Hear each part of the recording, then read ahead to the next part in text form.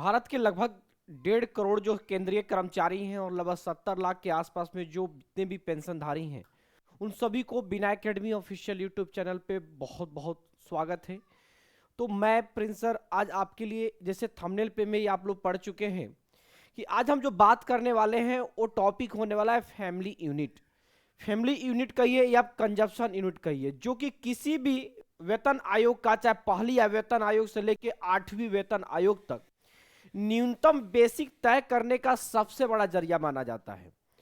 तो आखिर ये फैमिली यूनिट क्या है और पहले से लेकर के 7वें वेतन आयोग तक इसका क्या था, उन सभी पहलुओं पे चर्चा करेंगे आज हम। और इससे 8वें वेतन आयोग पर इसका क्या फर्क पड़ने वाला है। और जो देखिए एनसीजेसीएम जो है, जो आपका कमिटी संगठन है, उन्होंने भैया क्या डिमांड किया हुआ है सरकार से, और क्यों इस बार अनुमान किया जा रहा है कि आपका बेसिक जो पहले न्यूनतम बेसिक मिनिमम जो बेसिक पहले 7वें वेतन आयोग में 18,000 तय किया गया था, अब वो बेसिक बढ़ के लगभग 51,000 होने वाला है। उसके पीछे एक बहुत बड़ा जो है इसका भी योगदान है कि इसका जो है फैमिली यूनिट का या कंजप्शन यूनिट का। तो आज के सेशन में हम लोग इसी बिंदु पे चर्चा करने वाले हैं। तो जितने भी हमारे पेंशन धारक हैं, जितने भी केंद्रीय कर्मचारी, उन सबसे हाथ जोड़कर विनती है कि यदि आप हमारे चैनल पे आज आप नए हैं तो हमारे चैनल को सब्सक्राइब करना नहीं भूलिएगा, और इस वीडियो को हर उस कर्मचारी पेंशन धारक के पास जो आप सब शेयर कर दीजिए, ताकि उनको इस चीज़ों से अवगत हो जाए। तो देखते हैं सबसे पहले कि फैमिली यूनिट, और ध्यान से समझेंगे कि क्या है।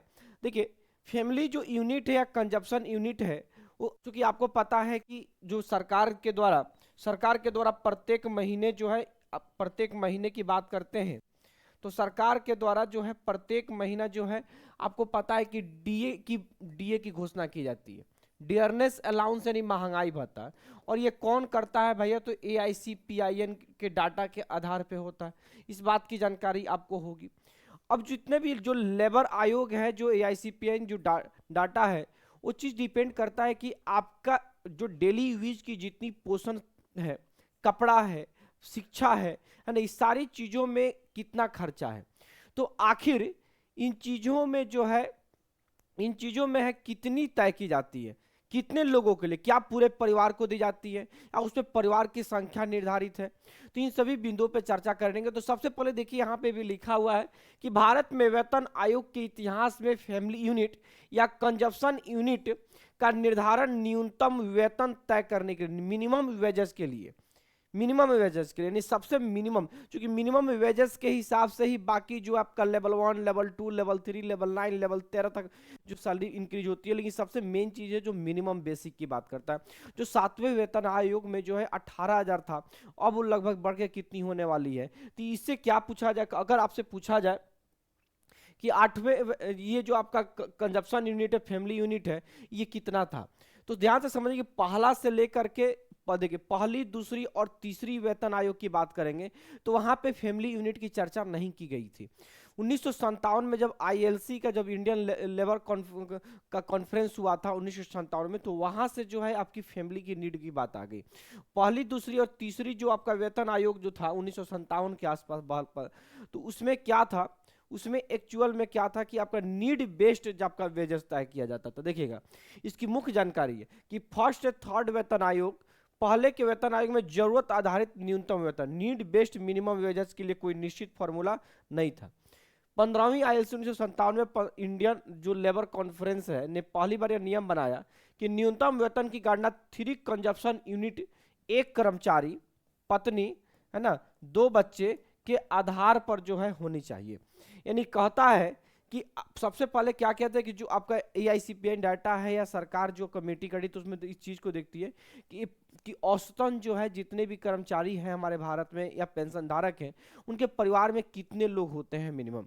तो हर आदमी को इसमें भैया 1957 के बाद जब ILC की बैठक के बाद, जिसको एक्वायर्ड फार्मूला भी कहते हैं, वो एक्वायर्ड फार्मूला के तहत इसने माना कि पूरे परिवार में चार जन होते हैं, एक पति पत्नी और 2 बच्चे, इसने टोटल 4 आदमी। भाई माँ बाप को अलग कर दिया इसने। माँ बाप बताइए कि अगर आप नौकरी में, सबसे पहले देखिए भारत सरकार की नीति कि भैया नौकरी लगते ही पहले माँ बाप को अलग कर दिए, माँ बाप के लिए हम खर्चा नहीं दे रहे हैं, है ना। इसने कहा कि मिनिमम जो वेजेज है वो किसके हिसाब से तय किया गया। तो सबसे देखिए, एक अमीर व्यक्ति है, देखिए सब मिनिमम वेजेस की बात करते हैं तो कोई व्यक्ति को 18,000 रुपये सैलरी है। देखिए गरीब व्यक्ति के घर में सबसे पहले तो भैया उसके माँ बाप भी रहते हैं इस चीज को।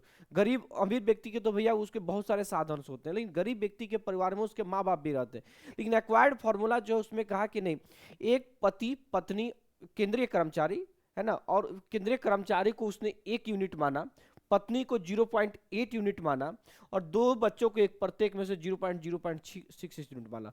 तो देखिए 6 6 12 1.2 और 8 2 हो गया और एक 3, टोटल 3 यूनिट माना।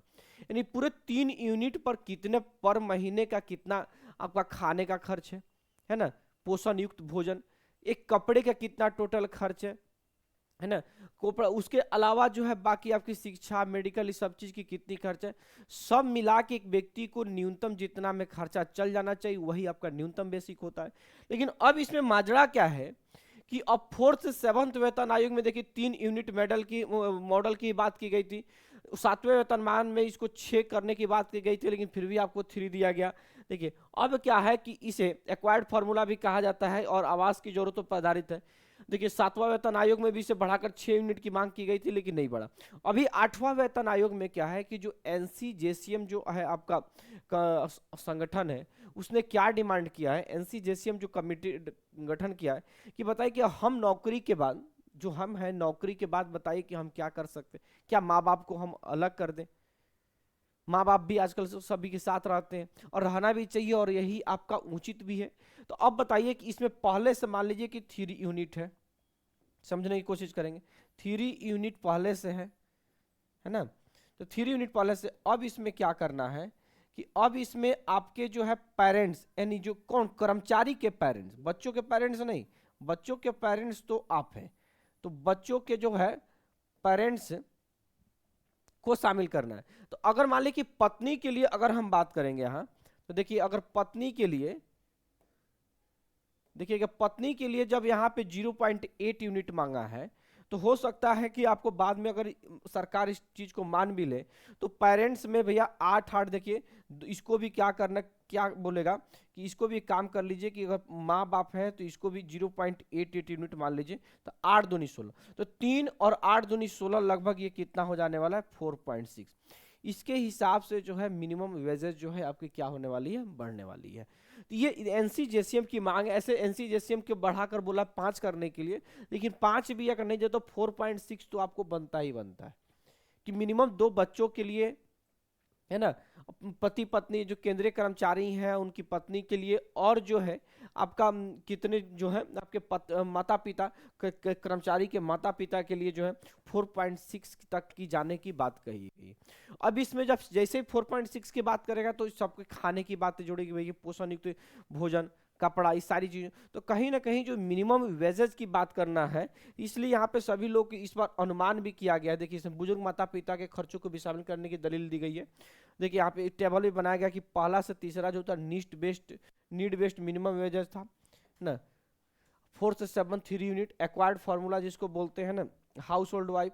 देखिए इस तरीके अगर 5 यूनिट मॉडल को मौजूदगी दी जाती है। देखिए अब इसमें अगर हम बात करते हैं आप लोगों से, तो सबसे पहले इन चीज़ों को समझना है कि इसमें अब जो एनसीजेसीएम जो है डिमांड इन्होंने किया है, अगर एनसीजेसीएम की डिमांड की बात करते हैं तो इन्होंने सीधे के सीधे इन्होंने बोला भी है ना, इन्होंने जो है अगर डिमांड करने की बात करते हैं तो इन्होंने डिमांड किया भी है कि पहले के जैसे था कि उसमें देखिए अब इसमें जितनी की चीज़ें बात करने वाले हैं उसमें जैसे माने इन्होंने डिमांड किया है कि मेडिकल में भी वृद्धि होना चाहिए। अभी के दौर में जो मेडिकल जितना मिलता है उस मेडिकल से आपका काम नहीं चल रहा, तो अब इन्होंने भैया मेडिकल की भी डिमांड किया है।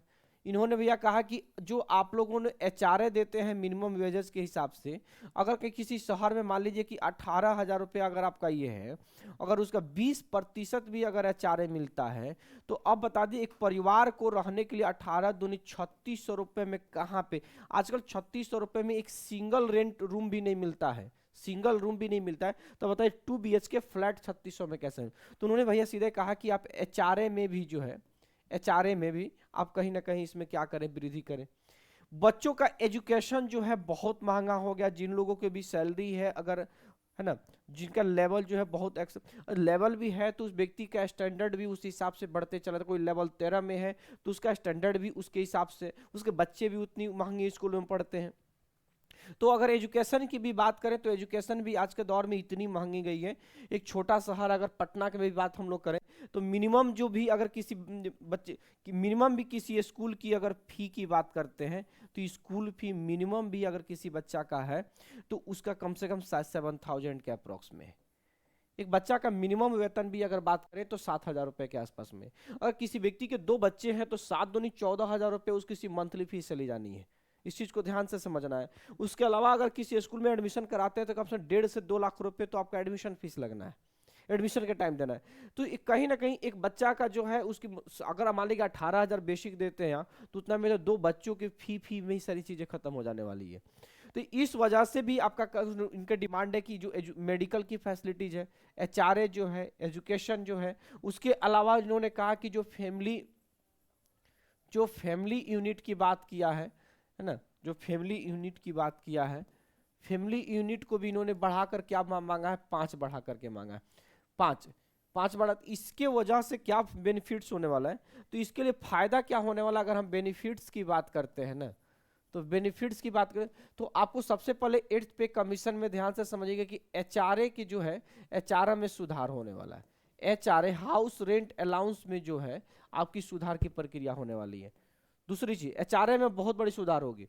मेडिकल की जो मेडिकल जो आप लोगों को मिलता है, मेडिकल में जो है बढ़ोतरी होने वाली है। अगर सरकार जो है अगर बात मान ली तो समझिएगा कि फैमिली यूनिट, मुझे तो लगता है कि 5 तो भले 5 की मांग का किया, जो ज़्यादा तो जो फैमिली यूनिट की बात करते हैं यानी कंजप्शन यूनिट की बात करें, ये 4.6 हो सकता है। 4.6 हो सकता है, 4.6 नहीं 4 भी हो जाए तभी। तो इससे क्या होगा कि इन सारी चीज़ों में जैसे इन सारी चीज़ें जब बढ़ेगी तो आपका जो बेसिक जो है ना, बेसिक जो है बेसिक वो थोड़ा ज़्यादा बढ़ने वाला है। वो लगभग आपका 51,000 के अप्रोक्स चला जाएगा, है ना। अगर नहीं भी जाता तो इसका फिटमेंट फैक्टर जो भी अगर हम बात करेंगे ना, अगर फिटमेंट फैक्टर की भी बात करेंगे तो फिटमेंट जो फैक्टर भी आपका हो कम से कम बढ़ करके जो है आपका लगभग 2.86, इससे कम तो होने की उम्मीद नहीं होनी चाहिए। अगर इससे कम होती है तो इस बात को ध्यान रखें कहीं ना कहीं जितने भी हमारे संगठन है उनकी कहीं ना उस संगठनों की लापरवाही है और उन्होंने उस तरीके से डिमांड नहीं किया जिस तरीके से डिमांड सरकार से करना चाहिए। 2.86 से अगर कम हो गया, क्योंकि आज के दौर में इधर जो आपका इन्फ्लेशन अगर बात किया जाए पिछले जो 5-7 सालों में जो इन्फ्लेशन हुआ है बहुत तगड़ी, और हर चीज में इतनी हाई कॉम्पिटिशन हो गई है। आपकी स्कूल फीस को ले लीजिए, मेडिकल में भी इतनी महंगी हो गई है सारी चीजें, फैसिलिटीज, है ना, खाने पीने, इतनी महंगाई बढ़ चुकी है, इतनी इन्फ्लेशन हो गया कि अगर 2.86 से कम फिटमेंट फैक्टर आता है तो आपका कभी भी किसी भी केंद्रीय कर्मचारी का काम नहीं चलने वाला है। और कहीं ना कहीं जिसमें जितने भी केंद्रीय कर्मचारी के संगठन जो है, कर्मचारियों के संगठन है, पेंशन धारकों का जो संगठन है, उनकी जो कहीं ना कहीं जो मांग है जो जबरदस्त तरीके से नहीं रखा गया है, सरकार उनके सामने नहीं झुक पाई, तभी ऐसा होगा कि 2.86 से फिटमेंट फैक्टर कम होगा। तो ये सबसे बड़ी चीज है। इसलिए 2.86 से अगर कम फिटमेंट फैक्टर होता है तो कहीं ना कहीं जो हमारी विफलता है, और इसे केंद्रीय कर्मचारी, चूंकि देखिए सबसे बड़ा ऐसा नहीं कि सिर्फ केंद्रीय कर्मचारी पे ही फर्क पड़ेगा, क्योंकि जो भी आपका सेंट्रल, ध्यान से समझना है, जो भी आपका जो सेंट्रल गवर्नमेंट का जो होता है सेम उसी चीज को भैया फॉलो कौन करता है भाई, मेरी स्टेट। इस चीज को ध्यान से समझेंगे, कौन फॉलो करेगा तो स्टेट फॉलो करेगा। तो पूरे स्टेट अगर सबको मिला दिया जाए तो लगभग जो है हमारे यहाँ अगर बात करेंगे पूरे भारत में तो लगभग जो है 3 करोड़ कर्मचारी हैं। और 3 करोड़ इनको कर्मचारियों की बात नहीं करें भाई मेरे, इनके अगर इनके घर में टोटल 5 आदमी भी हैं ना, माता पिता को भी अगर मान थोड़ा सा एक आदमी को भी मिला ली जाए, ऐसे है तो 2 आदमी, मान लीजिए 2 आदमी पति पत्नी, तो 6 लगभग 3 छक 18 करोड़ जो है जो आदमी जो है इससे प्रभावित होने वाला है।